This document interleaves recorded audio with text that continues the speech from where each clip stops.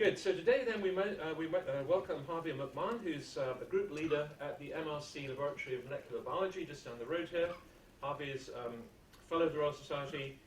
His group, I have to say, is a world leader in the field of cell membranes, functions, endocytosis, cell trafficking, all that sort of thing.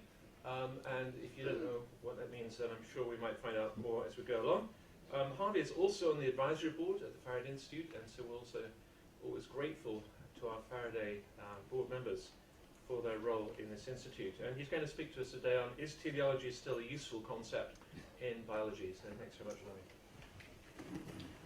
Thank you very much, Dennis. It's a bit of a privilege to be able to give this talk because I started out over a week ago not knowing what teleology meant. Nevertheless, it's been a very rapid learning curve, and I have to thank a number of people for that learning curve, particularly the members of my lab and friends, anybody that I could lay hands on in the last week. They've been talking to me about it. And then last night I sat down and wrote the talk. So it's quite fresh, and I hope it has some coherence to it. When thinking about it, we certainly all use the language of teleology. We all like to think that we have significance and purpose. And certainly if we have any sort of faith, we definitely use that language. But I think even as scientists, we use that language quite a lot. So I retitled the talk, I should say, Teleology and Biology, Friends, Foes, Mutually Exclusive or Complementary. So in a straw poll of the people around the lab where I work, as I said, I didn't know what teleology meant, so I had to find out if anyone else knew what teleology meant. And it turned out that virtually no one knew what teleology meant. So a quick answer to the question, is it useful, is no, it's not useful because we have no idea what it means. But unfortunately, that's a quick answer to it. And because it does have its own meaning, and in fact we use the language of it. So we want to explore how we're using the language of teleology. So we're going to discuss that, whether it's useful, whether it's positive, negative, neutral, all those sorts of ideas. And first of all, I'm going to talk about teleology, show how scientists unconsciously use that language. Second, I'm going to give some examples from biology, some from the science that we do. Dennis said you might find out something about what we do. Not too much, actually. And third, I want to show you that biology stripped of this language is not a very good biology.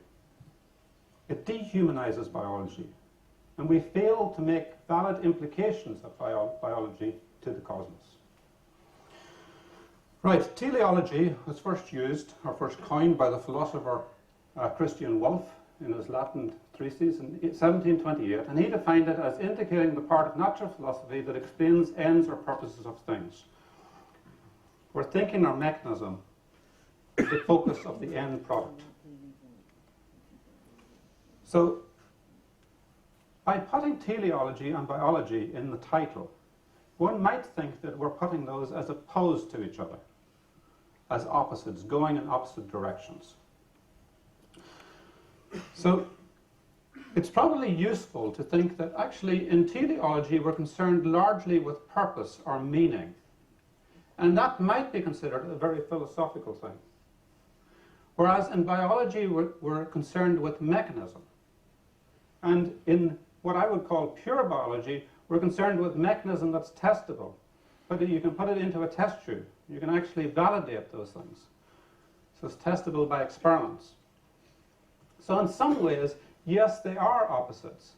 Yes, they look in different directions at least. So teleology here is looking up the ways and biology is looking down the ways into more minute detail. So I think that is not quite the case. Because clearly, if we're using the language, there's a lot of overlap, or there must be some overlap. So our question here is, what sort of overlap is there between teleology and biology? So how does biology deal with purpose and meaning? Now, a trivial answer to that question is, of course, it's very interested in it. because we use the language, we believe that every part of us, every part of our cell, every protein within us has a function. And that function is actually gained from its relationship. Let's say a protein gains its meaning from its relationship within a network of proteins. So we can use a very teleological language, and we can explain meaning for a cell. We can even explain meaning for us in those sorts of terms. So I've given these three possible overlaps. One is no overlap at all. There's no connection between teleology. It's purely a philosophical subject. Now, many in science and pure biology would like to think that. There is no overlap, and they try to rid biology of the language of teleology. That's something that everybody in science knows about. When we get our papers reviewed, you'll always get these words stroked out. The editors of journals are very keen to get rid of this language. Now, of course, it's still in the papers. It was particularly in discussions, but people generally won't admit to actually believing that their experiment has some sort of implication in that sense. That's not to say that if you look at the prominent journals, that you will find a paper almost every week with very strong teleological implications. So, in this case, I've already said to you that we gain our significance from the sense of order and from the sense of purpose that is generated around us. So it's very hard to believe that there is no connection between teleology and biology. So it must be one of these two options. Either there's complete overlap. So teleology and biology are just two different ways of looking at the exact same thing, exactly the same, just two languages. Or else there is an overlap, but it's not complete. There's an overlap for part. Biology can actually examine things that teleology can't examine. Likewise, teleology has got something to tell us that biology cannot tell us. So that there is an overlap between it, rather than a complete. So I'll deal with these two here for a little bit here. As I already said to you, teleology deals with purpose. It's largely philosophical. Biology dealing with mechanism, testable in the test tube. Now, so clearly, teleological descriptions are functional, purposeful. And as I said to you, biological descriptions are also functional and purposeful. We think of the purpose of a cell. We talk about the purpose of a cell.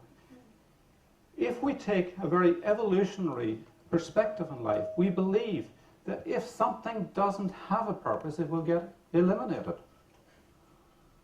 It's not there for no good reason. So it's a very teleological way to think about something. So the language between these two are precisely the same. And as I say here at the bottom, biology is not pure. And it uses language from many different fields in an attempt to understand itself. So there's some sense in which theology and biology are actually trying to overlap with each other, at least to explain the same things. I have to say that biology is using language from many different fields. Biology is not just simply using language from teleology. We use language from a host of different fields, and we drag them in, and we don't necessarily mean the same as specialists in those fields would mean in using the same words. But I don't want to actually deal with that too much here, because I want to explain to you what a biologist would mean by teleology rather than what everybody else would mean by teleology. So when we are actually using the terminology of purpose and meaning, I want you to understand what we mean by that, where we go with that. So we might ask the following questions. Can we see meaning and purpose in biology? And if we can this be investigated by the tools of biology? This is really important for a biologist. In fact, I would say it's overemphasized by biologists. We think that if we can't get everything into a test tube, we then say then it has no meaning. We really need to be able to get it into that test tube and fit the whole organism into that test tube in order to be able to give a definitive statement. And we're after definitive mechanistic statements so that we understand how something works. So we go to this absolute extreme on one side of things. So it cannot be investigated by the tools of biology, and if not, perhaps it's not relevant. Or maybe we might be a little bit generous and say, well, biology is consistent. It's consistent with purpose. We might not try to actually say, well, what you know is absolutely no relevance. We might say, well, it's okay, it's consistent, and we're pretty neutral about that.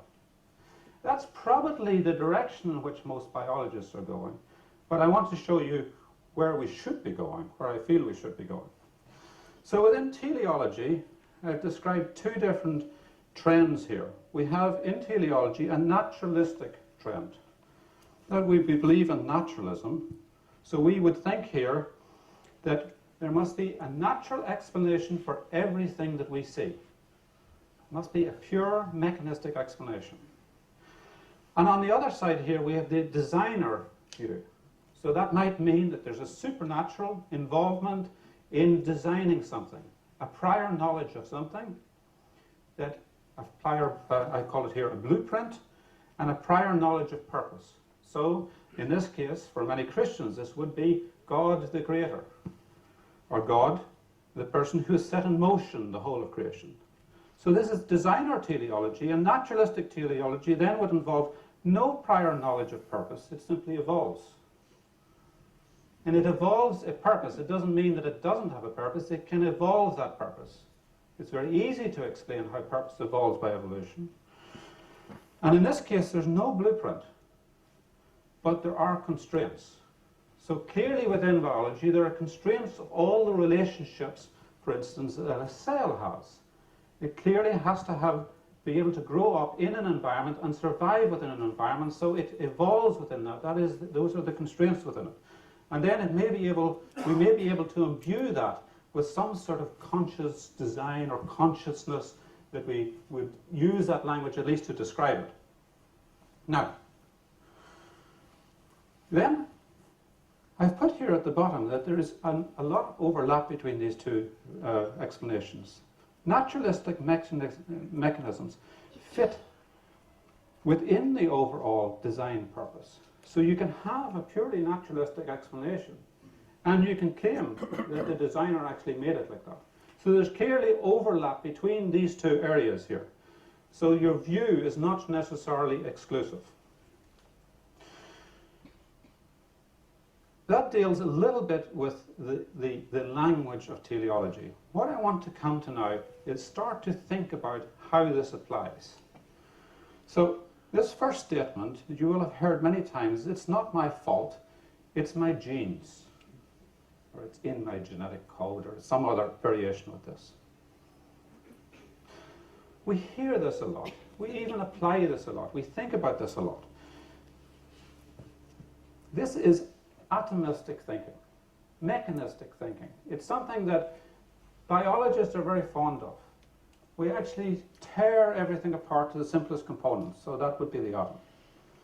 And what this leads to is an increasing isolation of biology from the rest of life.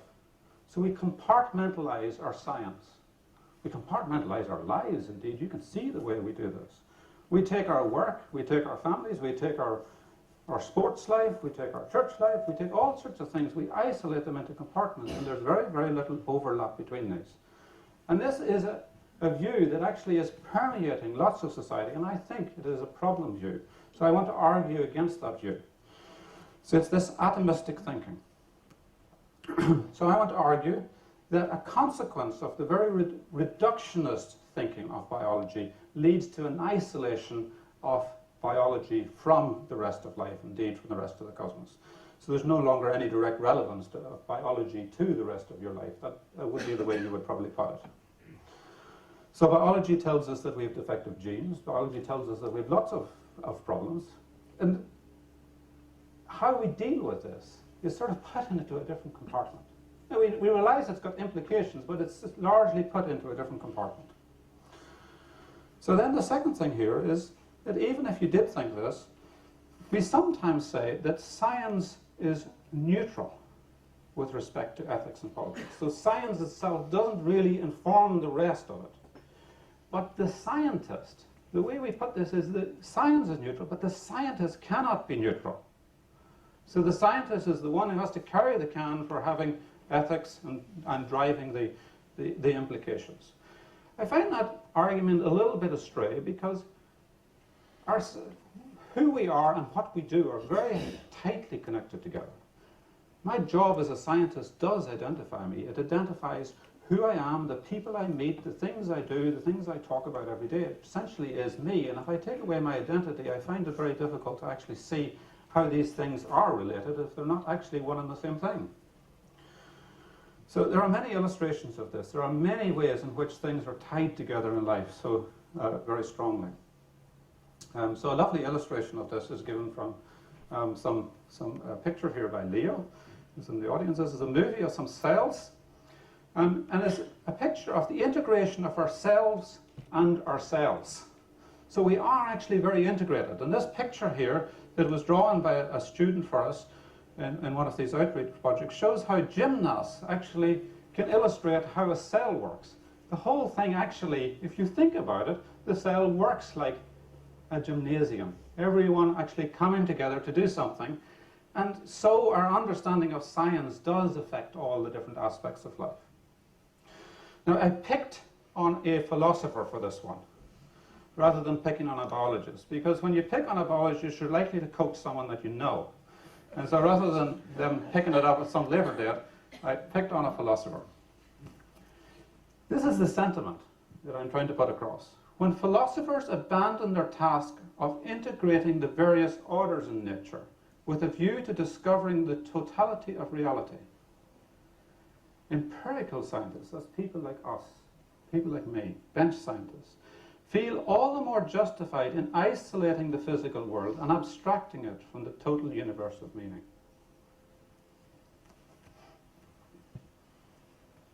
So you might say, I have a problem. I'm obese. I've got a problem. It's the problem of my genes. So I should get a drug that will eliminate the problem. We tend to isolate these things. We're taking little bits of life instead of looking at it as a totality. So deterministic thinking is constantly actually taken away from the totality of life, from the total relevance of life, where, for example, you find that people these days will sue the NHS in order to make it better. Now, what a compartmentalized way to think. Unbelievable. Really? Does it make it better? They certainly haven't got a totality in the way they think. Okay, so I think it is a bit difficult for us to think of biology as to think of philosophy and to think of life as a whole. So to hone down on biology, I have chosen that biology can actually be divided into two basic areas. One of those areas is theoretical. There's a lot of theoretical biology, and the other is empirical biology. So the people who actually do bench work and the people who do theoretical work. Now, with the risk of making caricatures, because I work with theoretical biologists, and we wouldn't always call them biologists, I have to say at this point. The theoretical biologists believe that empirical biologists rely completely on their data in order to make any predictions. You have to have a theoretical model in order to be able to do any type of test. That's what a theoretical biologist would believe. The other thing a theoretical biologist would believe is that unless you have an equation, an absolute equation, to describe what you're looking at, then you haven't explained it. Wow. Unless you can boil it down to some sort of equation. Now, on the other side, there's myself, and I look at the theoretical biologists, and I believe that equations can be made to fit anything. You just tweak it a little bit, and it will describe anything you want it to describe. Just give the experiment, and you'll soon have a theoretical equation. Now, that is a view of two areas in biology. Those both are two sets of biologists, and yet we have compartmentalized ourselves, that we do not understand each other, we do not even see where we overlap, and yet we're incredibly complementary. That has happened because of a clear drift in science as a whole. in order to compartmentalize it away from other things. Now, so I would argue here that we need to provide a way to emerge from this isolation, even emerge from the factual towards the emotional. Biology must have something to say about this. We need to emerge from the following as well. Science clearly does a great job of critiquing everything. That's the only thing we're probably good at. We can take everything apart to the extent that we barely have any facts left, only ideas and hypotheses. But science has actually become boxed in by that same thinking. We become very negative. We don't think out the ways. We're not actually trying to understand the whole of the cosmos. We're not really even trying to understand anything beyond the little thing that we looked at, the test tube. We start to look through finer and finer lenses. We start off with a light microscope, we go to an electron microscope, we go to the X-ray diffraction, and we might go to a collider after that in the hope of actually finding something out. It's not a good way to see biology in this point in time. So I want to actually deal with biology and the lenses through which we look at biology. So clearly there are a lot of lenses by which we view biology, and evolution is one of those lenses. A lot of biologists will use the evolutionary concept. We have a strong concept of change and adaptation by the process of evolution, which is directed either by God or non-directed, or simply just environmental changes or compelling or constraining what happens. So, in order, rather than... Well, I say no more. I hear myself coming back through that. It's off. Thank you. Now that's one lens by which we can view biology. There are many other lenses. It's not the only lens. One lens in which we actually see neuroscience is often through the lens of computer language. We see the brain as having lots of on and off switches. We see it as having centers by which you do processing, so we have processors. And so we have this very strong computer language that runs through neurobiology. Now the question for you, and the question for me is, does language at that point limit our exploration of neuroscience? And the answer is yes, because neurons are not like on-off switches, and processing centers of the brain are not like a computer processor. The whole language at that point limits discovery. And I would argue that the language of evolution might also limit discovery, and the language of teleology might actually help discovery. So we need to look outside the language that we use in order to be able to make new conclusions, at least to be able to think differently, to think about all the other possibilities that are out there. So that's in general what happens in language. So language limits science. But in general, looking through a lens is not a bad thing. We need to have a framework in order to be able to analyze what we're doing. But my argument here is that one lens may not be sufficient. You look through one lens for long enough, it becomes rather dull, and you need to change your lens, and you need to have a new view. And that view might very well be something outside of what you've thought before, or something that might be possible. So now I want to talk a little bit about the implications of teleology for biology. So I call this changing the lens. These are insights from biology with teleological implications. Some of them are directly out of our research, and I think you may agree with me, you may not agree with me that they have teleological implications, but I'm going to show you a little bit about what we do and what we think at this point. Now this is a combination of things that the lab has taught me, and we have talked about quite a lot in the lab, and then I'm going to end up on this one, homeostasis in biology, and that's a little bit abstract, I have to say. So first, the stochastic nature of biology.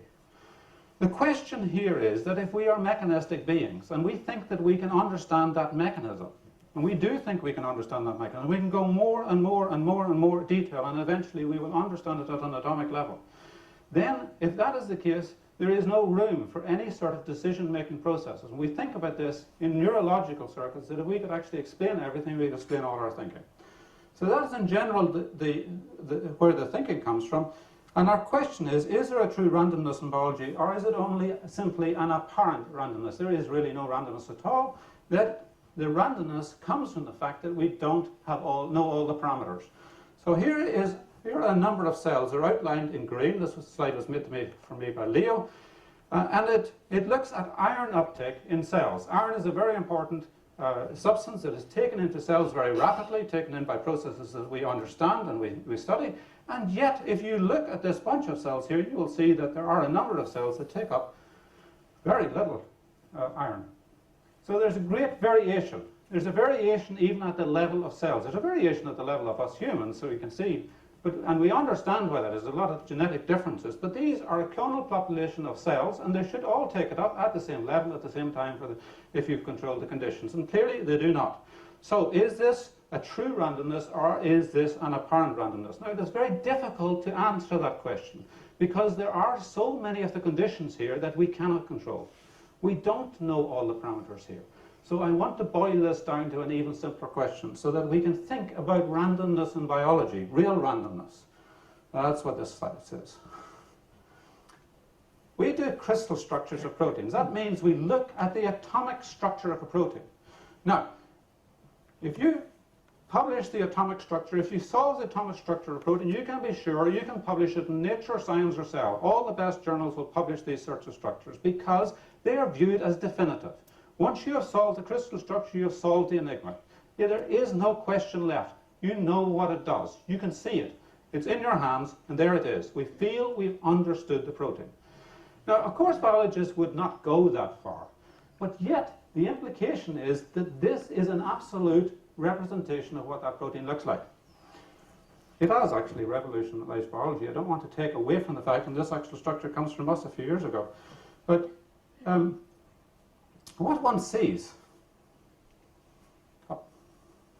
meant to go to this one, what one sees here is that if you take this crystal structure and now you do a solution structure, so this crystal structure comes out of these little crystals, but if you do a solution structure of exactly the same molecule, you barely recognize it.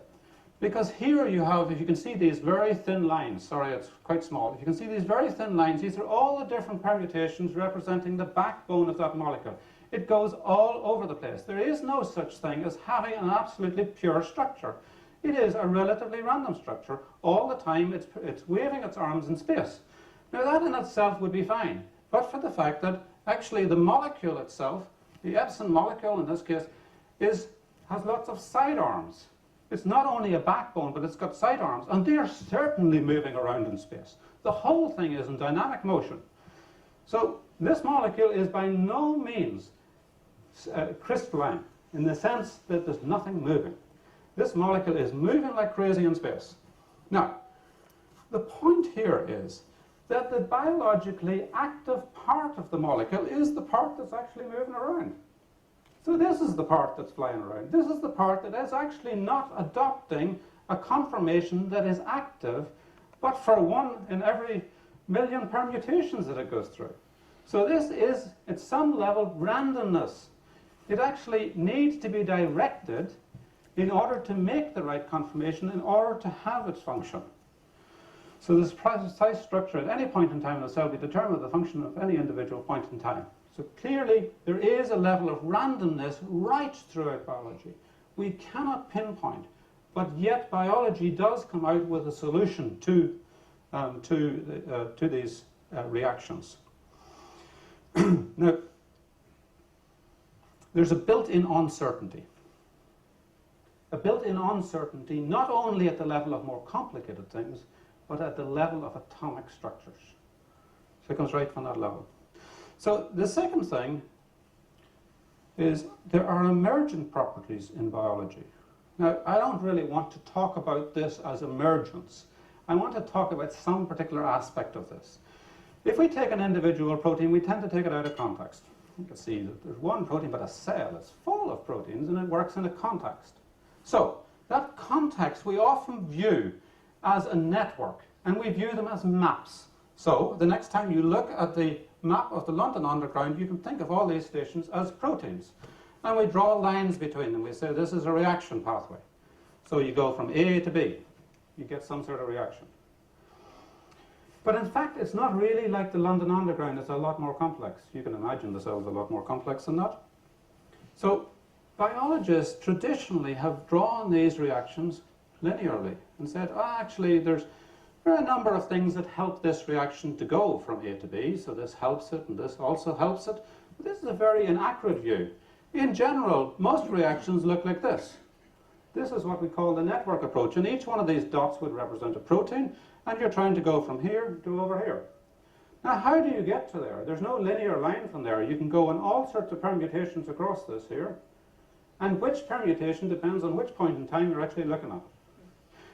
I have to say that this is completely stripped of all the side interactions that can possibly happen. This would be incredibly complex if I actually drew it in reality, as it looks. Now, what biologists do at this point in time is say, well, we'll simplify it. We'll reduce it. We'll actually see what we can actually come out of this.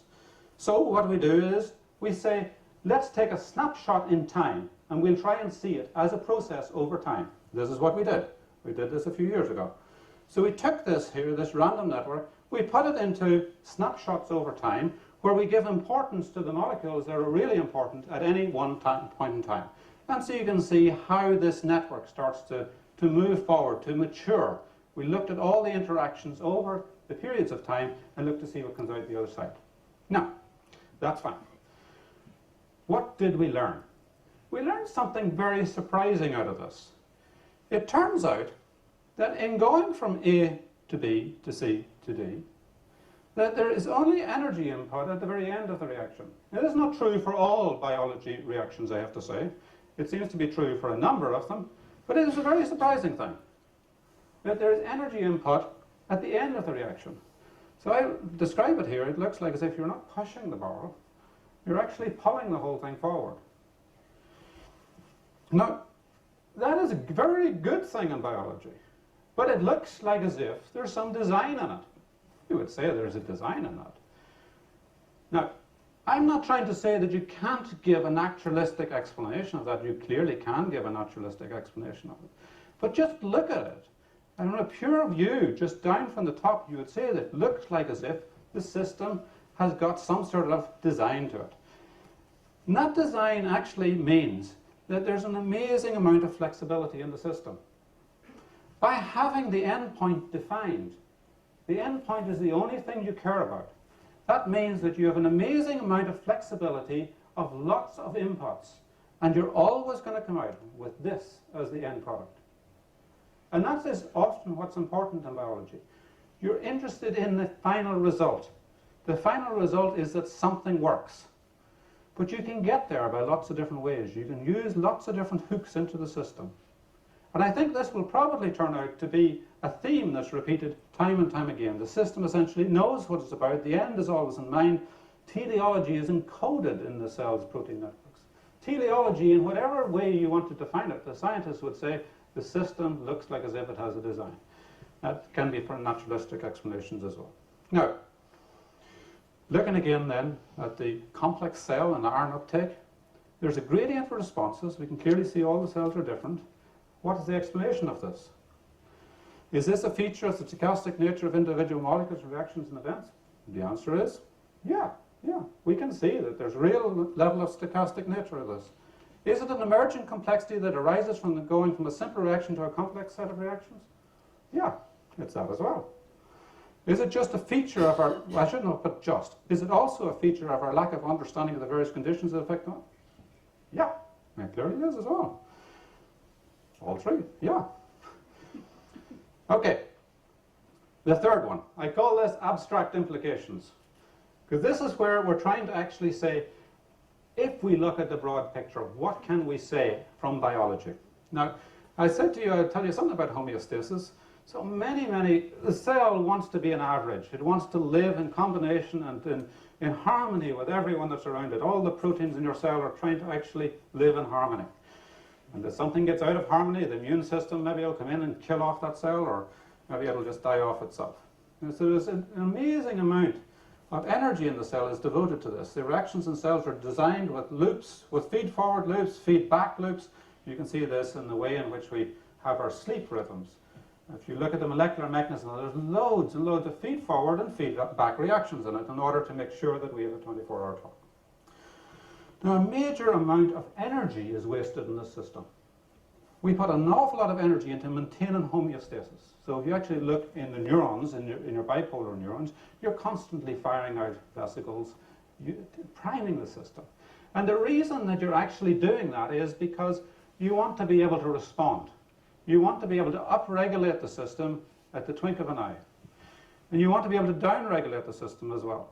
So that is the reason that this amount of energy is expended all the time. That has real implications. That has real implications for a lot of things. If you wanted to actually drive the implications as far as you could possibly go, you might say something about the NHS and its drive for efficiency is not very good. Because as long as you don't have a homeostasis, a system that has lots of waste, a system that actually, this is the way biology is designed. Maybe we should learn a lesson or two in our businesses and in the different ways in which we think. But biology has actually something to tell us, something that actually you can learn from. That waste is part of the system, and that allows for efficiency. But efficiency isn't the criterion of the system. The cell doesn't consider that. Now, the second thing I'm going to say here is cells are master integrators of information. It's pretty obvious that cells are living in combination with lots of other cells, taking in information, taking in nutrients, and in some way integrating all the information. We ourselves know that we can take in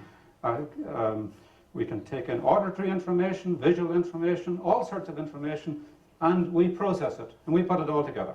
So, I think that we can understand from the cell, the way cells are integrating their information, the way proteins are integrating their information, we can understand something of the organization of that. And this is what my friend Mike Schluter would call relational proximity. There is a relationship between each protein and the next protein. And without that relationship, the protein has absolutely no significance. It only becomes a significant entity when it actually is in its correct relationship. Somehow or other, meaning is derived from relationships. Meaning is derived for cells from relationship. And if that is true for the cell, how much more true is it for us? We only derive our meaning through our relationships. You can see that in your own life. You don't want to be stuck in an old people's home at the end of your life and have no relationships. Your meaning is gone at that point. You want to have meaningful relationships right up to the end of life. I think this aspect of biology should actually be understood properly because it clearly has implications. It has teleological implications for the rest of life. Now, these are the insights. So our understanding of science affects all aspects of life. Now, that's fine. I'm trying to argue that it does affect all aspects of life.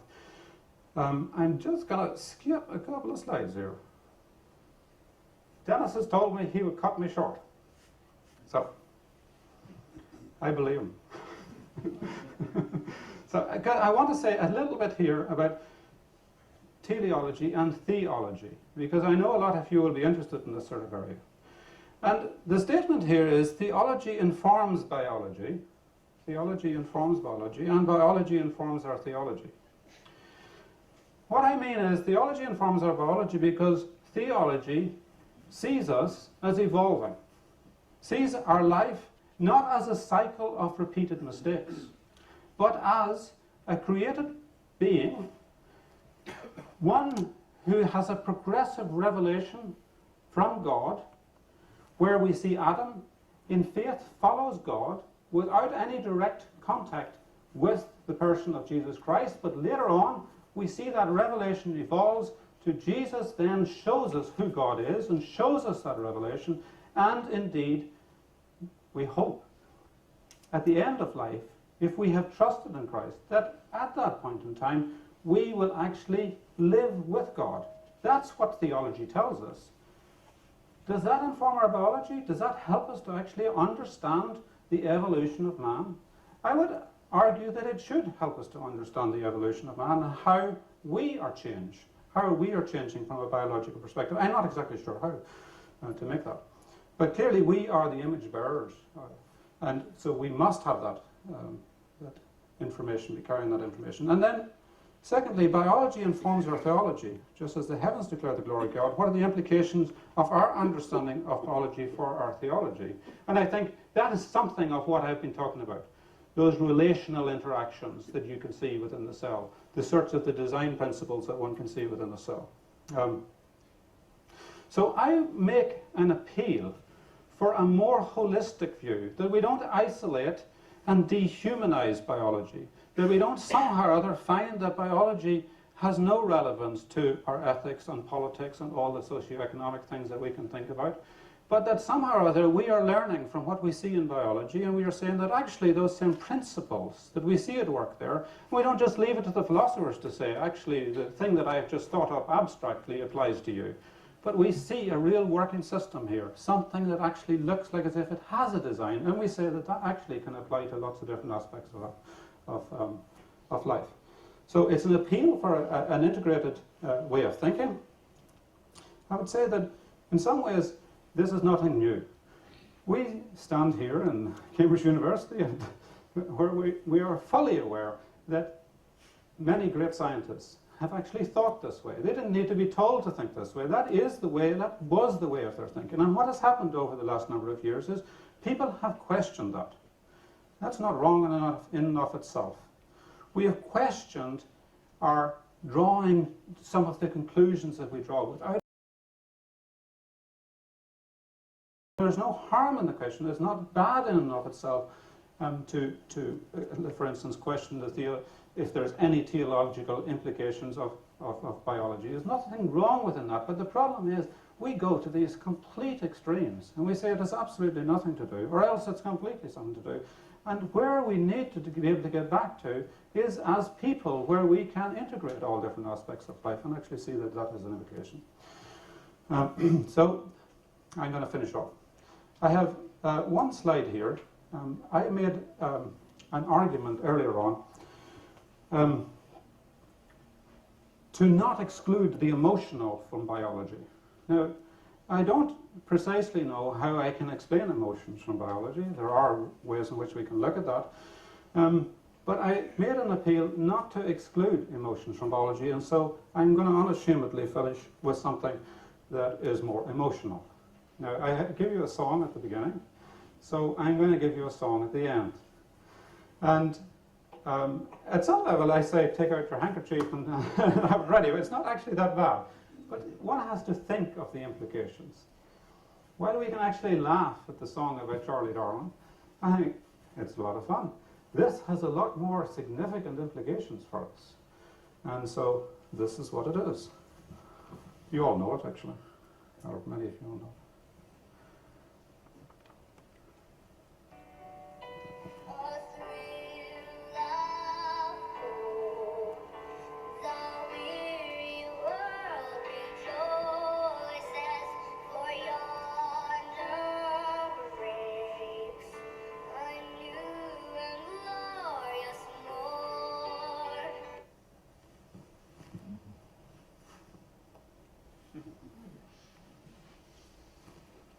There you go.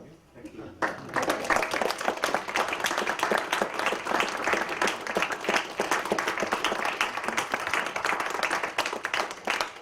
Good, thanks very much, Harvey. I'm sure that stimulated plenty of questions. We have a good time now for questions and discussions, so over to you. Who wants to kick off? Teleology.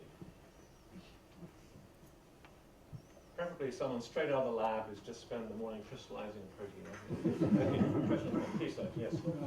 I promise you, I'm only this is the microphone. Sorry, yeah. I'm only filling the silence.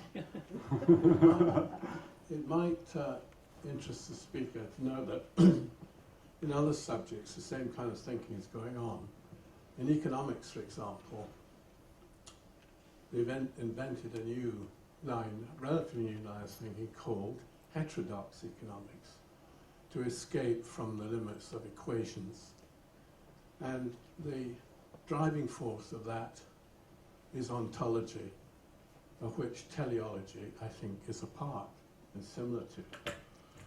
But the trouble is, in practice, once you get beyond the boundaries of the individual disciplines, you're in no man's land. And one man's ontology is very different from another, such that I argue in seminars, ontology is in the eye of the beholder. Now, I'm very sympathetic with the approach, but I think there are dangers because, as somebody said, whom I've forgotten, when man stops believing in God, he doesn't believe in nothing, he believes in anything. And ontology tends to be a bit like that.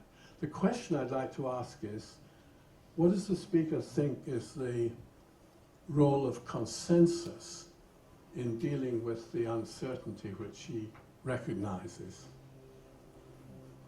I think you should explain yourself.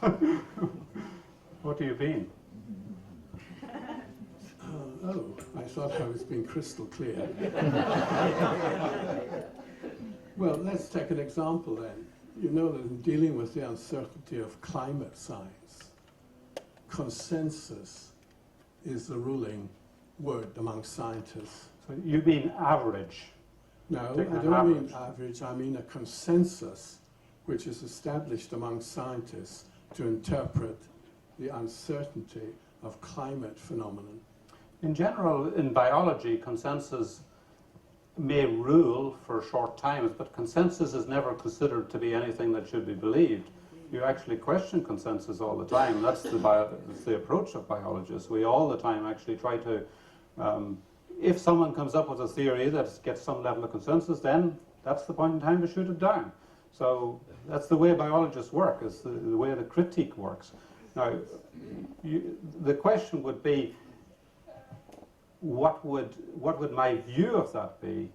I think it's a very healthy thing to do, but I think it goes to one extreme, that where the only way forward seems to be when you knock something down, rather than actually generating more of the consensus. Well, I think in reality, what has happened... Can you just wait for the mic? Sure. Sorry, we took it away from you too early. Yes. In reality, what has happened, the consensus scientists who number all of the recent heads of the FRS have labeled the skeptics denialists after the Holocaust. And this is a pretty serious war in science.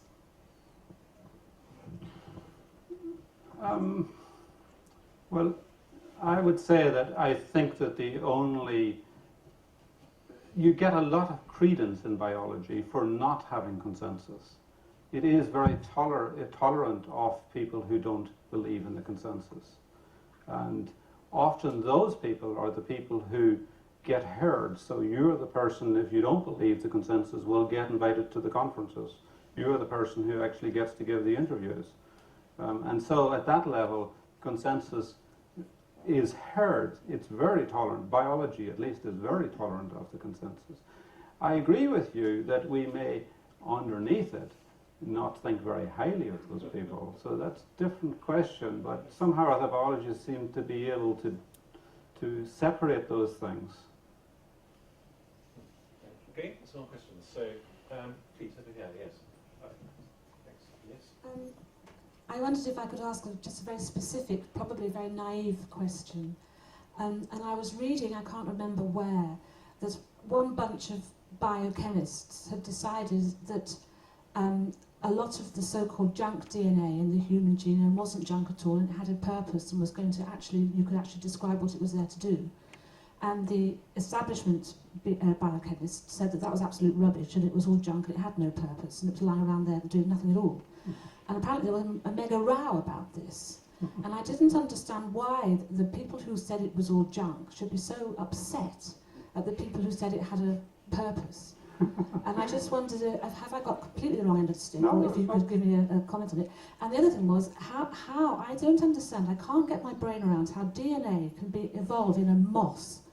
I don't know how many eras ago, before the ice ages, and then sit around, and then suddenly get switched on to do something completely else. I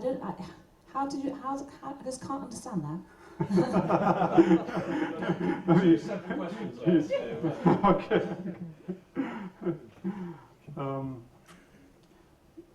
So, junk DNA, the first question.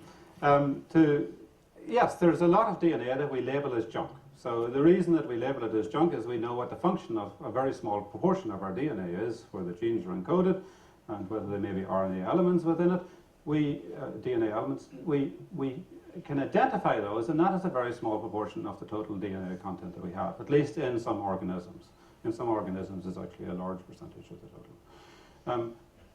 Even that argument that there are some organisms with very little junk DNA, or DNA that we have no explanation for what it does, and some organisms like ourselves that have an awful lot of it.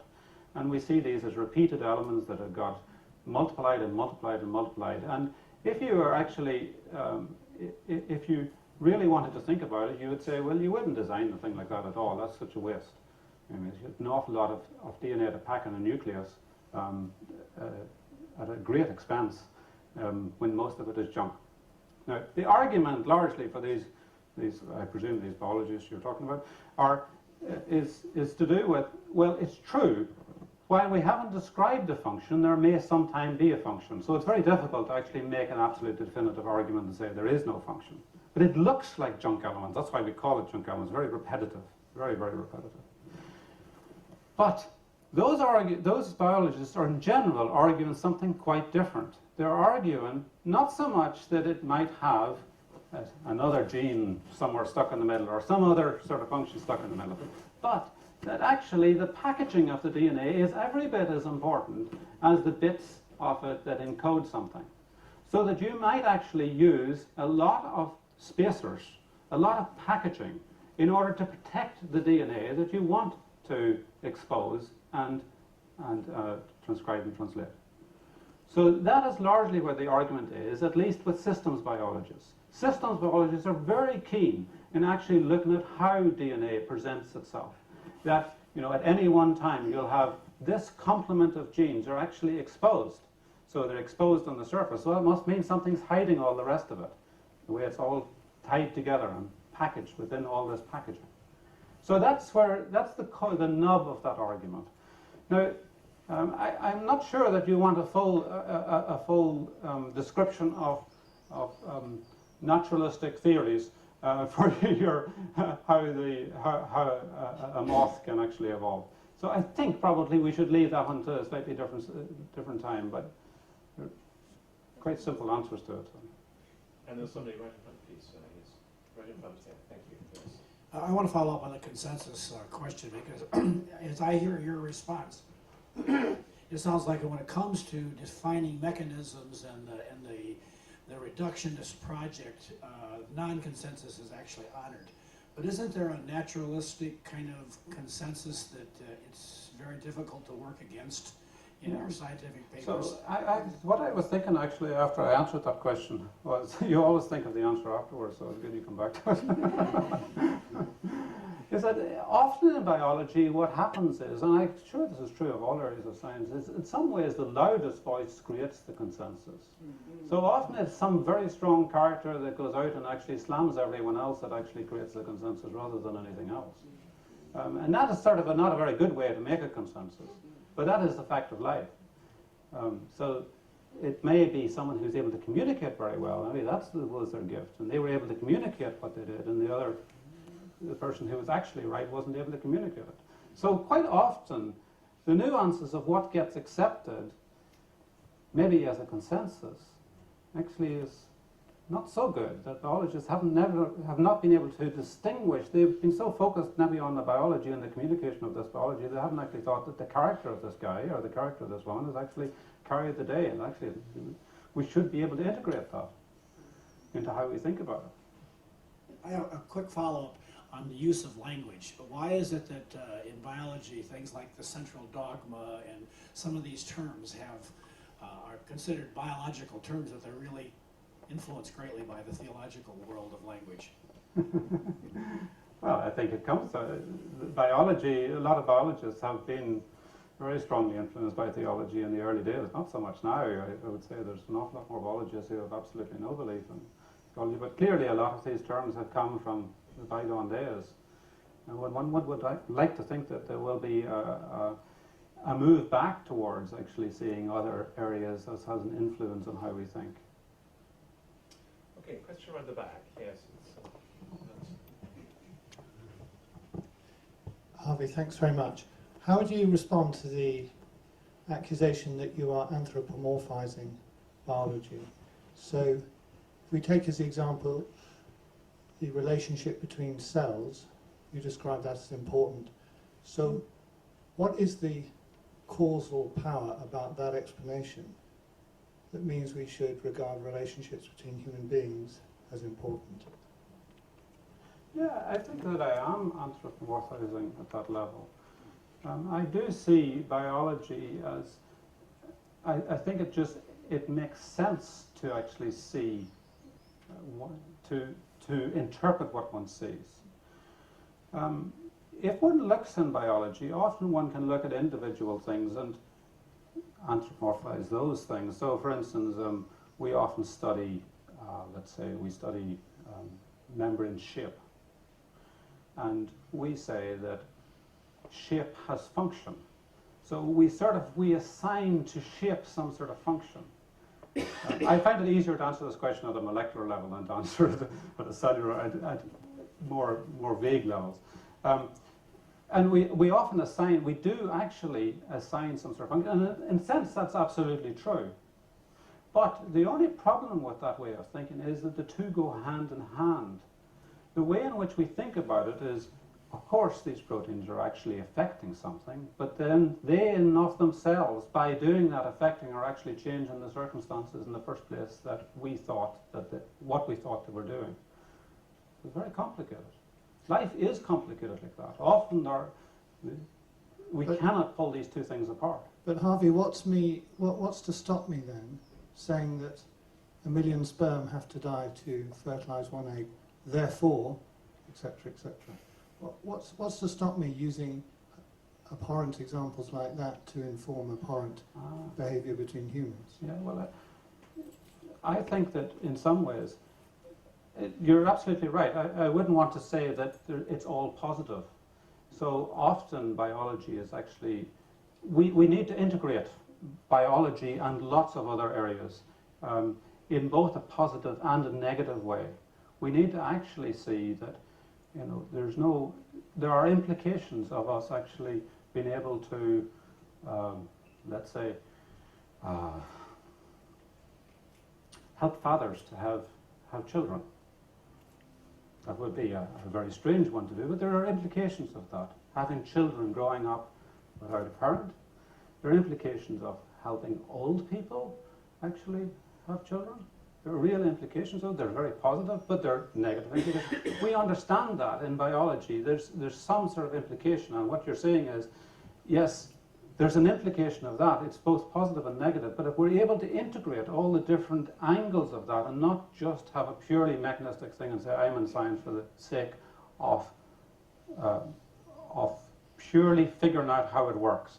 And I don't care if I create an atomic bomb, or I don't care if I make, if I use with my stem cells, create a whole army of me's. I don't care about that. Somehow that is actually a very difficult and very bad position. And it comes out of that isolation of biology, isolation of your area of science, without actually integrating it into the rest. Okay, I know, I'm sure there are a lot more questions. Unfortunately, we're going to have a discussion group, as I mentioned at the beginning, right after this is just over. So anyone who wants to join in that discussion, stay around for a few minutes to interact, a few more questions and discussion. If you wouldn't mind coming up afterwards, up the front and making a circle and engaging with the speaker a bit more. But for the interim, for all of us, let me say how much I enjoyed the talk and really stimulated all those neurons. So thank you very much for having me.